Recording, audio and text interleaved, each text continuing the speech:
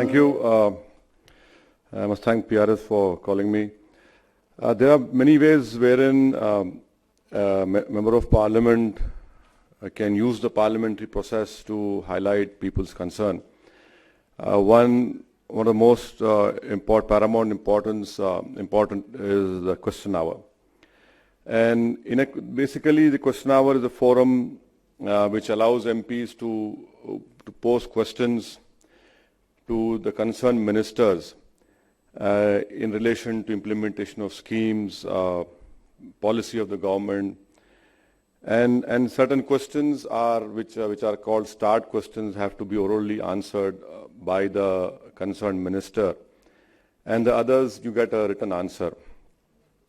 Now, question hour basically it allows an MPs to not only raise questions related to his constituency, but also ask about general implementation of any scheme or policy of the government. And as Madhavan rightly pointed out, that in asking questions in the question hour, it not at all relates to the strength of a political party. But after the summons are issued, one MP must sign in a lot of question forms, and also ensure that while signing those question forms, you have you start a thought process wherein you write down what are the questions I'm going to ask, and you make a list of each ministry, and then you give it to your concerned PA, or if you're qualified enough, then you draft a question and you submit it to the parliamentary secretariat. The second issue wherein an MP can use a parliamentary process to highlight people's concern is what we call a calling attention motion. That is again used wherein an issue of national importance or importance, which is signed by 5 or more MPs, wherein you can ask pointed questions with a brief preface to the questions to the Honorable concerned Minister. The third is you have a short notice discussion that can also be used to bring an issue of urgent importance or anything you feel is very important. The fourth is private members' business, which is usually taken up on Fridays for 2.5 hours. And the fifth is 0 hour, which is again you give a notice early in the morning before, if I'm not wrong, before 9 a.m. In the Parliament notice office, specifying in that notice what exactly is the issue you feel is very important and which needs to be spoken by the Honourable MP in the August House. And then there's a draw done by the notice office, and some 20 names are selected. And then you also have another device called Rule 377, wherein you write down the issue which pertains to your constituency or any other thing, and you give a notice of that. And once it is accepted, during the course of the day, the Speaker says the members are allowed to read the notice under Rule 377, and you can read that. And then there's another way of highlighting people's concern is the petition committee. Now, earlier the rule was any organization or any NGO gives a petition to the Honourable MP highlighting these are the issues of a scheme or a policy of the government which are not being implemented in a particular state or in a particular area. And an MP can use that and use that petition to put it to the petition committee. But now the rules have changed, wherein anyone can directly send a petition to the petition committee chairman, and the petition committee chairman can ask the government regarding that particular issue which has been raised in that petition. And lastly, we have parliamentary committees.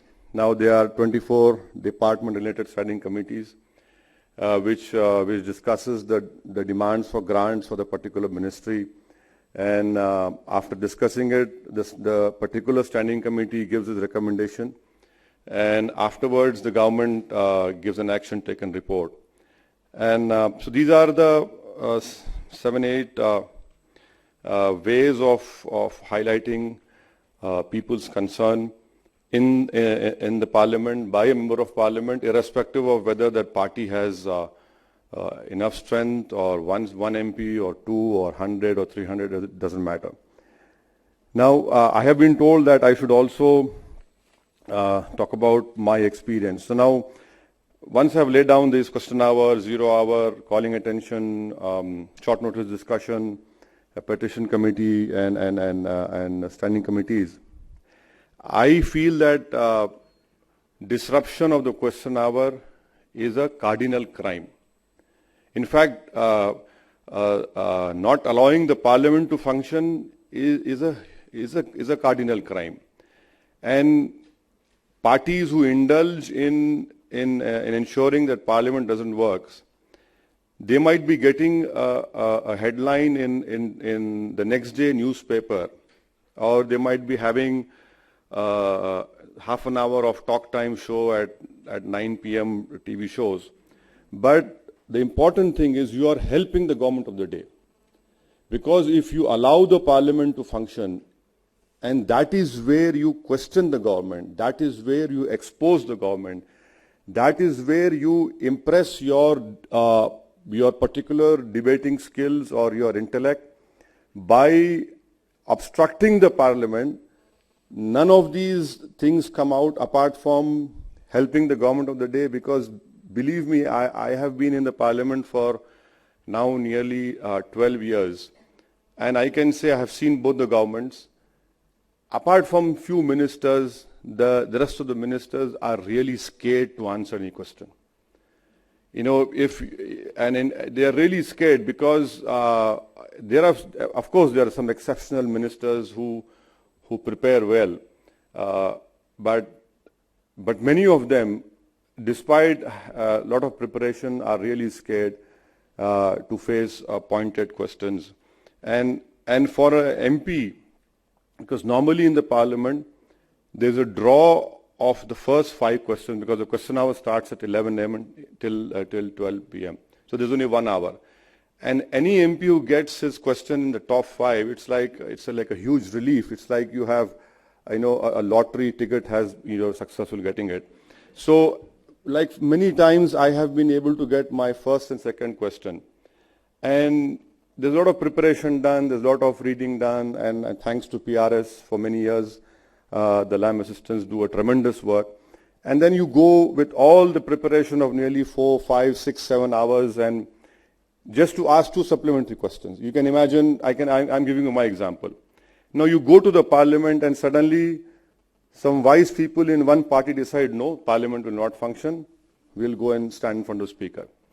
Now you can imagine 5 hours, 6 hours of preparation, and then, what kind of words will come out of your mouth. So we don't, so anyway, now last session, the Congress party was not allowing the question hour, and the first question happened to be mine, and that was on national food security. Now this was such an important question. It has huge implications, ramifications. There are so many things which the government was not doing, despite claiming so many things outside.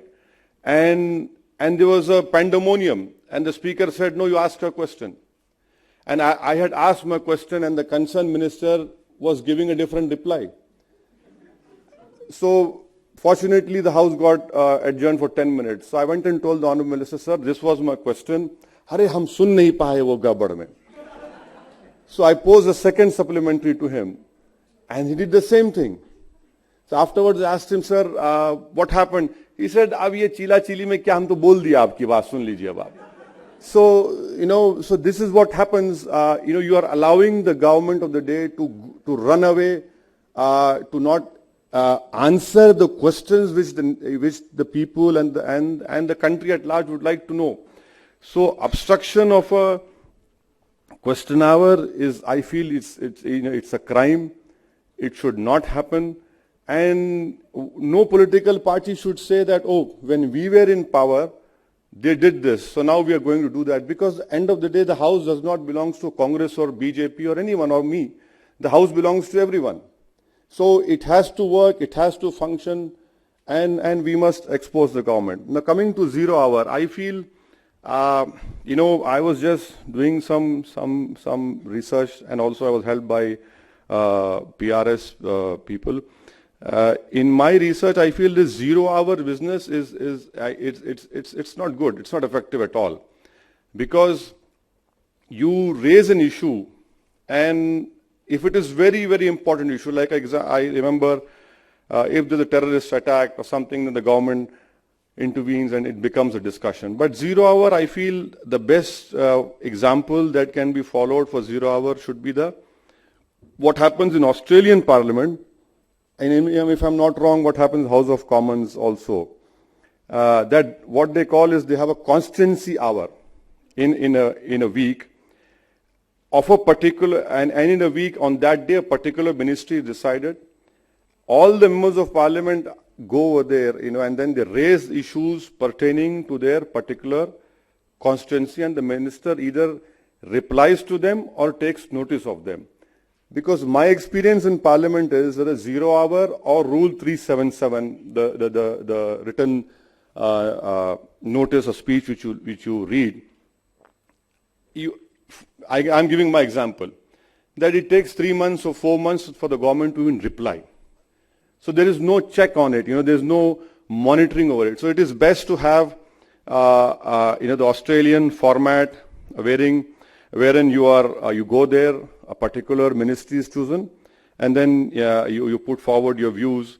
Because unfortunately or fortunately, the norm now in the Parliament is that every MP who speaks on railway budget has to focus 80% of his speech on my constituency, my railway line, my station.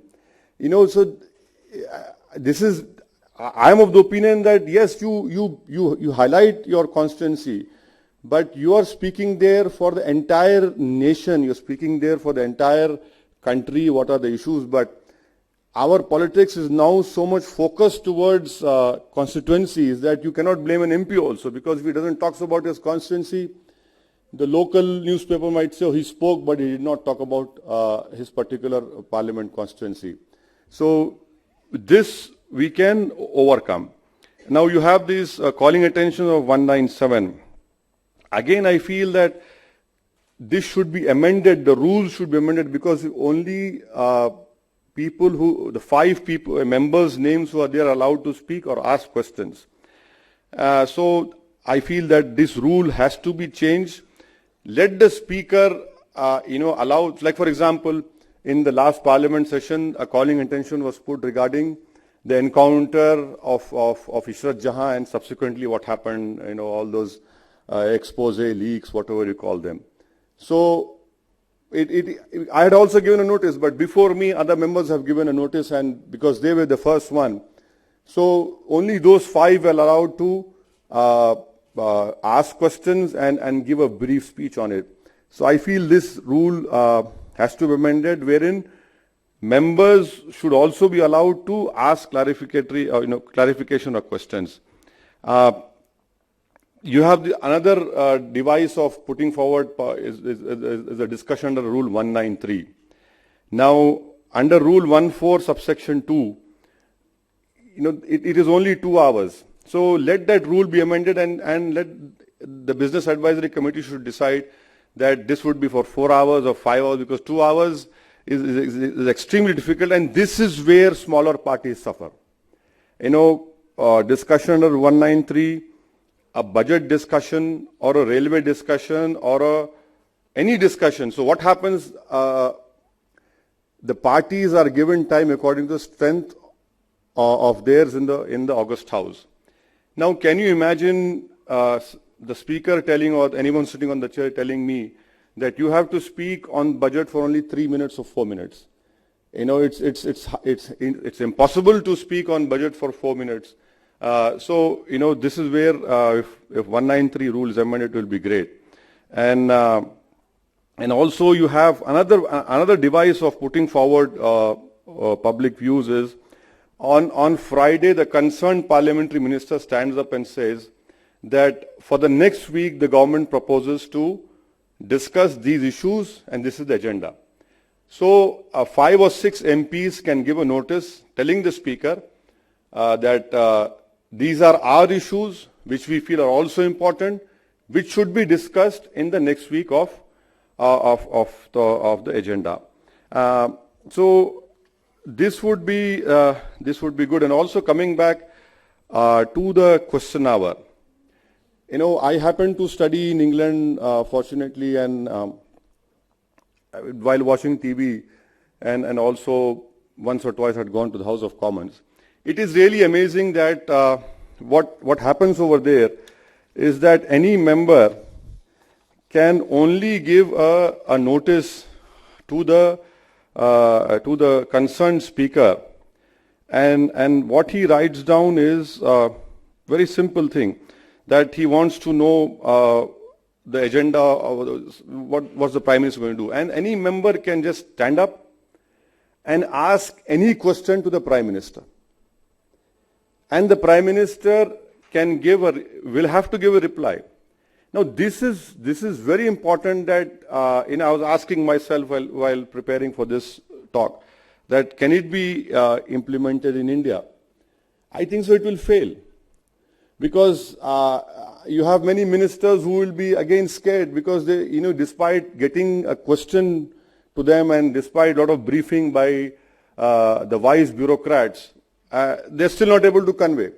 Because that is where a democracy will, you'll have a functional democracy when any member stands up and says, okay, this is the question I'm going to ask you, answer me. Will it work in our system of parliamentary democracy? Personally, I feel that this should be allowed, but will it work? I don't know. It would be, any ruling party would say nothing doing, will not allow it. It is good for England, it is not good for us. And secondly, our parliament works for 80-90 days, despite a lot of speakers' conference happening every year. And if you take out the communique or the resolutions which were passed in every speaker's conference, one important point would always be repeated, that the parliament and assembly should work for 120 odd days. That never happens.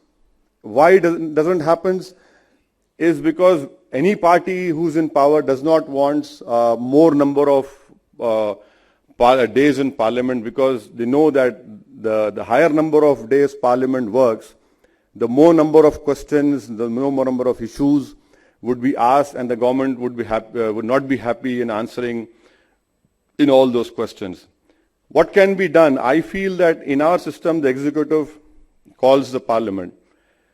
Can we have a system like US and UK, wherein at the start of the year they decide that X number of days would be sitting days of their respective parliament or Senate or the House of Representatives? I feel this should be done. At least decide 90 days or 100 days or whatever days. Our parliament should not be a seasonal parliament, as one scholar from PRS said that. So let us decide 90 days we are going to work, irrespective of whether the Prime Minister goes abroad or not, irrespective of whether Uttarakhand happens or not. So if you earmark those days, then I know for a fact that yes, I can tomorrow go out and watch, take my family out, or I can go to my constituency, because now we don't know. See what happened in Uttarakhand. In my personal opinion, it's really obnoxious. There are many constitutional experts they would throw light on. You have prorogued the parliament. Now, I have, as a member, and there are many members who might have given questions, put forward 193, calling attention, short notice discussion. Everything has gone now. Everything has lapsed completely. Now I have to again put it back. Now it is not an easy process. Can you imagine a member of parliament signing 250 questions forms? Again, that rule needs to be changed. Why do I have to physically sign it? Just stamp it, but I have to sign it. Putting forward 193 or a calling attention or a short notice, everything has to be put forward now. Why? Because the government decided that the budget for Uttarakhand has to be done, and it is prorogued. So now fresh summons have been issued. The MPs would have to give a fresh notice of all these questions, 377 and everything. Now coming to continuing on what needs to be done for standing committees.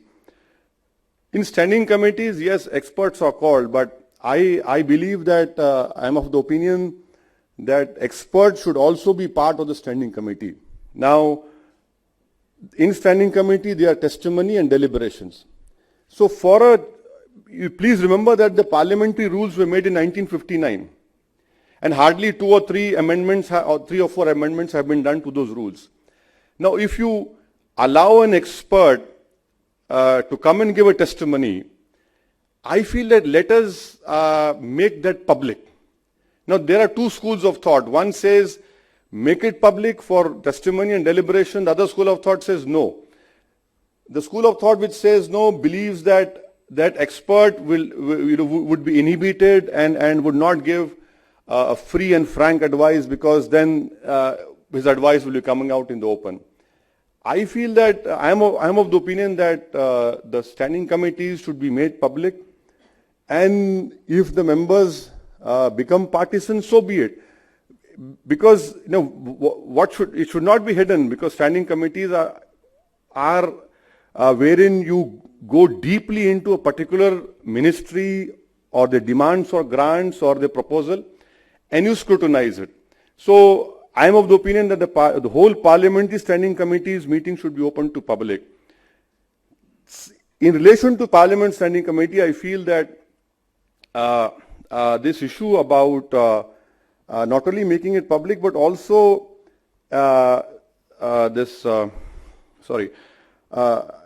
like for example, the standing committee, why I say it should be made public. Saikat is here, my good friend, he's a senior journalist. Now, Saikat had done a story, an outlook, on how the army had got snooping devices. Is Saikat here? He has gone out. So it was a front page cover story of Outlook. And I was in the standing committee from 2009 to 14 on the defense standing committee. And believe me, the moment I started reading from Outlook magazine, I could see the color of, the color changing on all the faces of the defense officers and the bureaucrats and the man in uniform. And the standard reply was, oh, we will not reply to it. It is confidential. I said, if it is confidential, then you must arrest Saikat. You must put him behind bars. Everything has come out in Outlook magazine, a story and expose has been done. And, at the same time, I remember in Indian Express had done a story which said that the army was supposed to come to Delhi. And fortunately, the day the story appeared, on that day the standing committee met. And there was a pandemonium in the standing committee meeting, and the defense secretary was running for cover. He just didn't know what to say, because I know many people had raised this question. It was a right question, that this is in our parliamentary form of democracy. Our founding fathers have made the military under the civilian leadership. And if this story is true, then you're threatening the whole edifice of the parliament democracy. Now that really scared them. And I was going through some old parliamentary proceedings. I remember, if I'm not wrong, there was a senior MP. His name was I'm sorry. Anyway, his a very senior MP and a very famous MP. He was a member of the Public Accounts Committee. While putting a question, he asked the Secretary Finance. He said, Mr. Secretary, people say don't beat around the bush, but you create a bush and you run around the bush. So and then the question comes that, oh, you have a government which is in power, which has a brute majority. See, that is not true. If one remembers the 5th Lok Sabha, the 5th Lok Sabha had, the Congress party was more powerful than the present BJP. It had brute majority. But as a student of parliament, democracy and politics, when I read what happened in 5th Lok Sabha, those members of parliament in opposition, despite being small in numbers, they never obstructed the working of parliament. And they were a constant headache and a pain in the neck for the government. Why? Because they knew this thing. They knew the rules by the back of their hand. They were master over it. And they used to use the rules of the parliament to expose the government, to create huge problems for the government. And then you had, members of parliament like Professor Hitin Mukherjee, Indrajit Gupta, A.K. Gopalan, Atal Bihari Vajpayee, Jyotirmoy Basu, Madhu Lime. Now, if you ask any of our MPs that what kind of MP do you want to become? No one would say, I want to become a Madhu Lime. No one would say, I want to become, Hiren Mukherjee or Madhav Dandati. Everyone would say, I want to get elected once more. Or maybe I want to get one more Sansad Ratna, which I want. So by PRS getting more questions. But this is what separated these huge giants from smaller MPs like me. These people knew the rules. They knew how parliament works. And if you read how Madhu Lime used to entrap the government, was amazing. What we call in Hyderabadi slang, murgi ko dana dal ke pakadna. This is how Madhu Lime used to do. He used to throw something at the government, and the minister used to jump on it. And then afterwards, it was pandemonium because, in excitement. Now, this can be easily done with the present dispensation, believe me. And there will be a huge problem.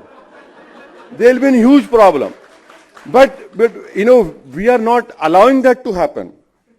So these are the important ways of doing it. And also, can I just digress from this issue? Allow me,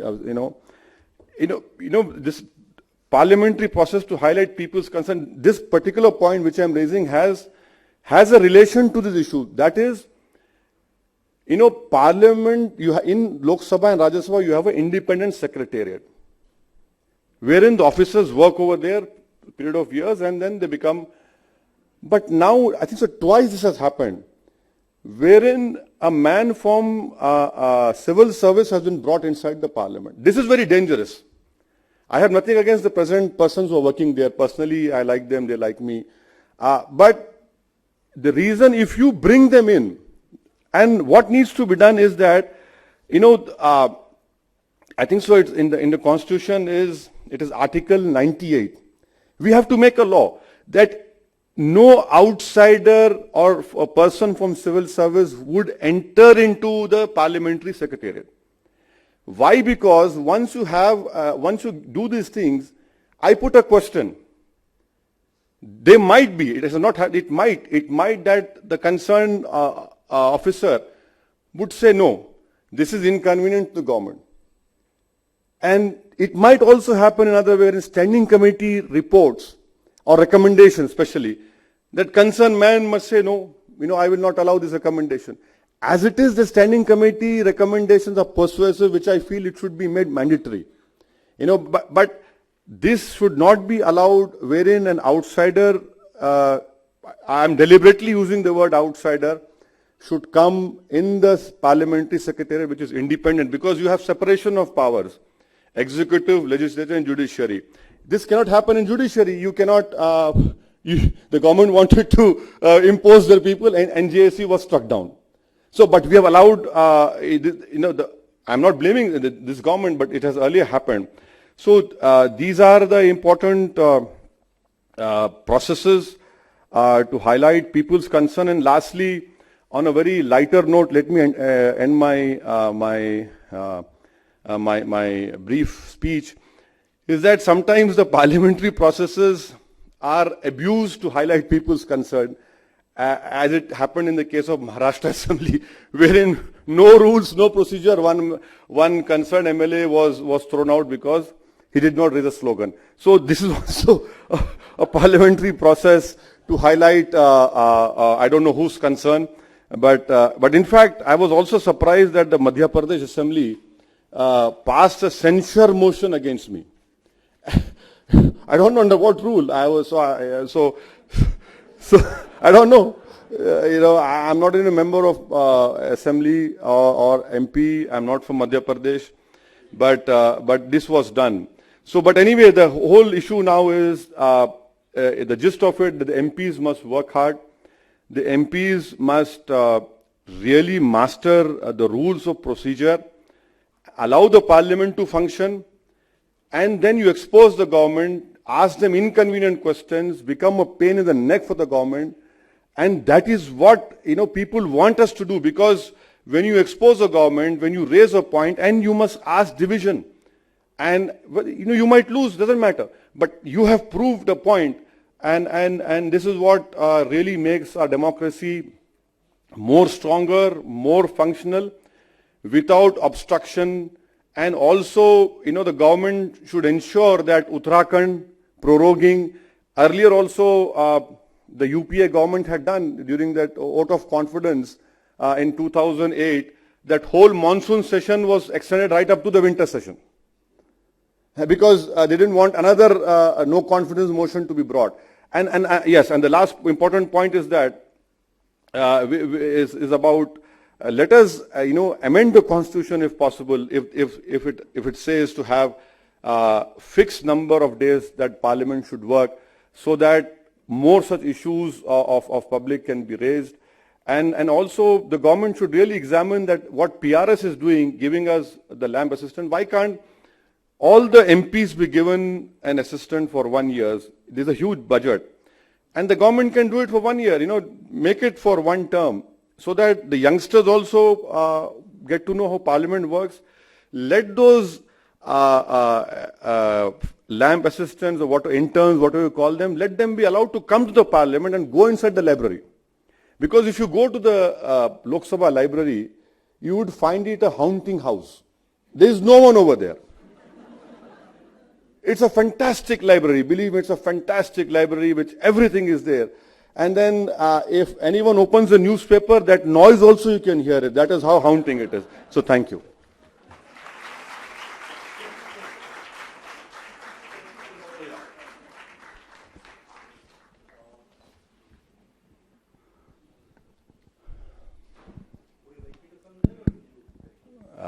I have become my speeches have become a pain in the neck for many people, so I can withhold, I can withstand.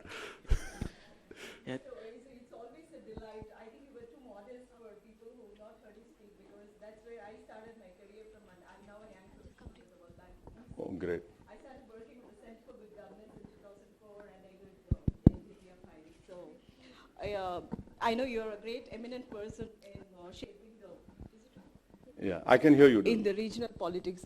I'm just going to ask a trivial thing to just assess your perception, because also because you use the word majority, majority. I know you represent a minority party, but you're a very strong person now by means of your activeness, based on the introduction you were given. Just to give a small recap, some of us were not even born then. I think 1977, there's always an incident which historians quote that when there was a particular amendment proposed by Rajaji, I think the Prime Minister then, Mr. Jawaharlal Nehru, actually rejected it, quoting that he has the majority. He said, Mr. Rajaji, you see, I have the majority with me. So then Mr. Rajaji had apparently quoted that, Mr. Jawaharlal, yes, you have the majority, but I have the logic. So the whole house went into a laughter along with the Prime Minister, and they went ahead passing what the amendment was. But if you see in the recent traditions, like such gestures are hardly conceivable in the terms like many people like you have a serious logic in what you argue. You also mentioned with great immense carefulness that, members can choose to take notice of something, and some they choose to, reply to. Do you think in these contexts, taking cognizance is just a necessary but also a sufficient condition? That's my precise question. To answer it in very short, I feel that this includes me, we don't have politicians who had great vision, magnanimity like Nehru or Rajaji nowadays. You don't have that. Those people had great magnanimity, great vision, and the greatness about those people was that they didn't allow their individual ego to come in front. But now what you have is that, the present, whoever comes in power, he believes that he is some form of a demigod and no one can go against him. And can you imagine, you have gone back long in time, but the greatness of Parliament is also seen in how one speaker called from Telugu Desam Party, Balayogi, despite being from Telugu Desam Party, he allowed an Odisha sitting chief minister to vote against the government. The only thing he said was, I leave it to your conscience. And he knew very well that the government would fall. His own government would fall. He will lose his speakership. The TDP would be, I know for a fact there was a huge pressure on Balayogi. But he said, no, the rules are rules. So, we will have to develop that kind of magnanimity, we'll have to, because that is the beauty of democracy. You might be having a majority, but what is the loss? The loss is, you're not having discussions. Can you believe in last 2 years, not a single bill has been referred to the standing committee? One bill has not gone to standing committee. It has, at least one bill should have gone to standing committee. One has gone to select committee or one or two. But this is very important, that we should have a large heart, allow criticism, take criticism, and if you go back in time and read those parliamentary debates, I don't think so. If, those speeches which were made at that time against Nehru or Mrs. Gandhi, they would have been fist fights now if such speeches were made. But those people had that guts to absorb it and give a strong reply. You mentioned that we should press for division. Yes. But in the Lok Sabha, of course, it doesn't matter whether you're pressing for division or not. But in the Rajya Sabha, what I find is there is a trend that you ask for a division and at the last moment you withdraw, despite the fact knowing that, when you're asking from the opposition parties, if you're asking for division, it will come through. Why is that trend? No, let me disagree with you that division is very important. It is very, why? Because I'll give you my example. When the state reorganization bill was being discussed to create the separate Telangana state in 2014 February, I had given 21 amendments. And with all the respect to the chair, that no, I was not even allowed to move my amendment. Can you believe it? Leave aside division, because the Congress party wanted to take the credit of creating a state.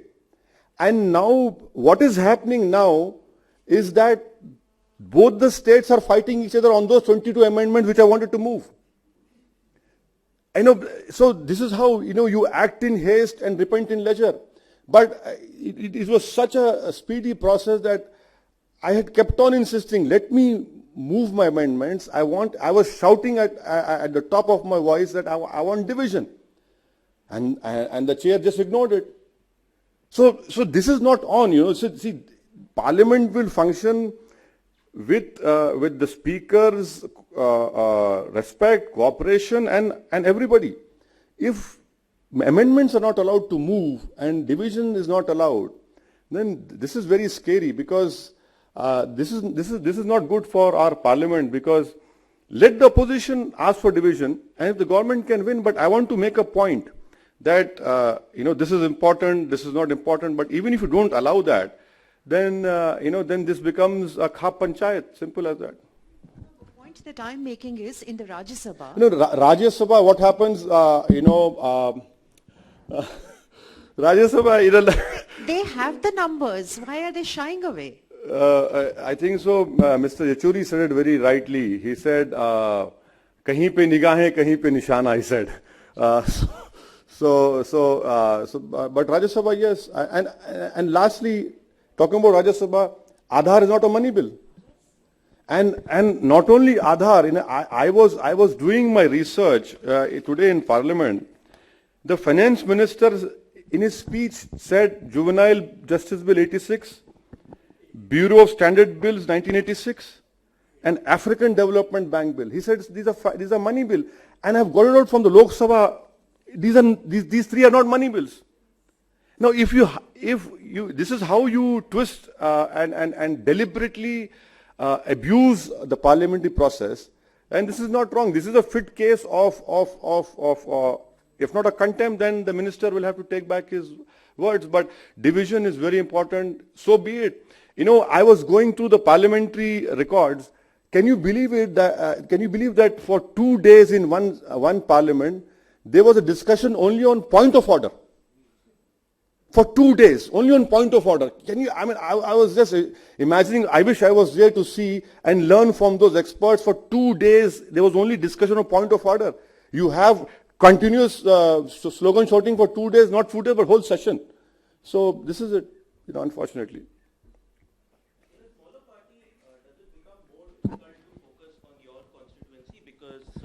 Especially in your case, where you're the only MP from your party, you have to focus on issues all over.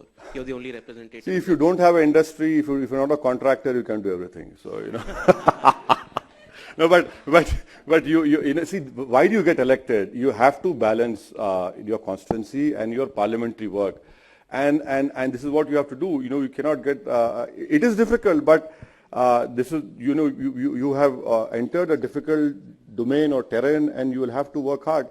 And really, you know, balance both the things. And because if you see 120, 30 days, I'm in Delhi. The remaining time, I'm in my constituency. So, yeah, you have to work hard. You know, you have to, you know, balance both. And maybe you have to burn the candles from both the sides, if so be it. So, sir, don't ask, please. Because we get answers from you. Given we are talking about parliament and procedures, how do you think the anti-defection law has affected the way MPs perform? Uttarakhand is a good example of anti-defection being overcome. In my state, Telugu Desam party MLAs, they have en bloc gone and joined TRS. So anti-defection is no more there. And the most important, not only anti-defection, but even Form B, you know, what the political parties do, that really stops the MPs from airing their genuine concerns about a policy or a bill or anything which is happening in the country. Because the moment you do it, let me be very blunt over it. Take an example of Kirti Azad. You know, 2-3 months ago, he was a very important man within the treasury benches. Now, no one wants to shake his hand. You know, so this is how this power of anti-defection or Form B works, which I feel, you know, I'm of the opinion it should go away. Or if not, then, you know, amend it so that the ruling party MPs can really put forward their views and concerns, which really pricks them, which really hurts them. Because of this anti-defection law and this issuance of Form B, many MPs are afraid basically to air their views or to criticize or comment on any policy or bill of a government.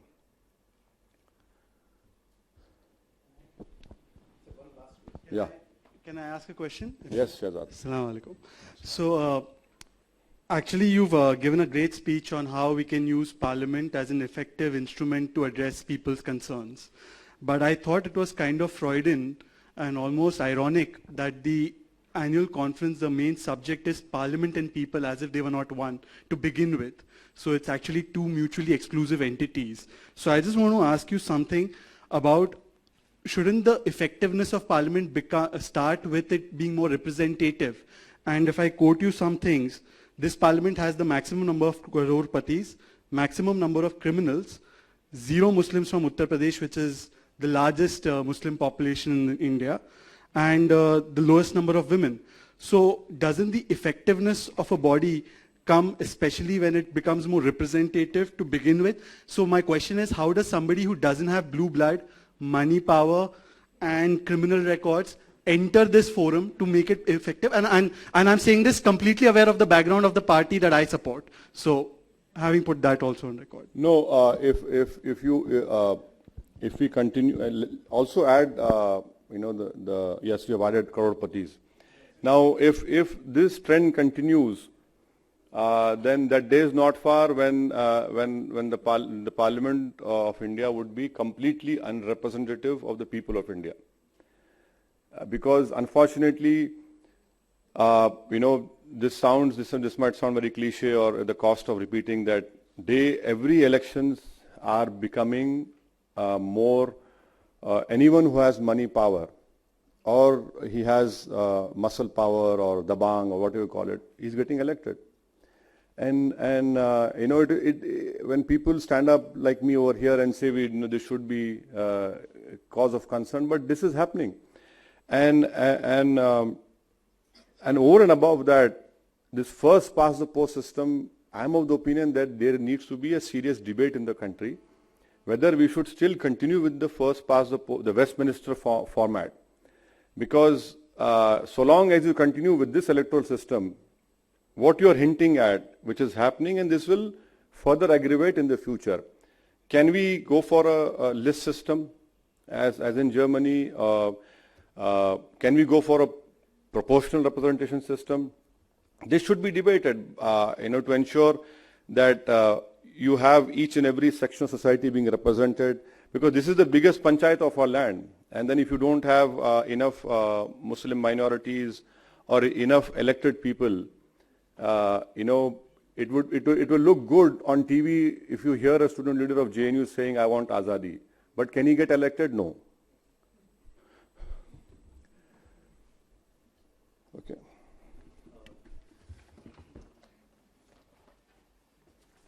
So let me formally thank Mr. Owaisi. Thank you. I think this was extremely educational for all of us. And thank you, sir. Thank you. Thank you. We'll take a short tea break now and be back at 4 o'clock here. Please join us for tea outside.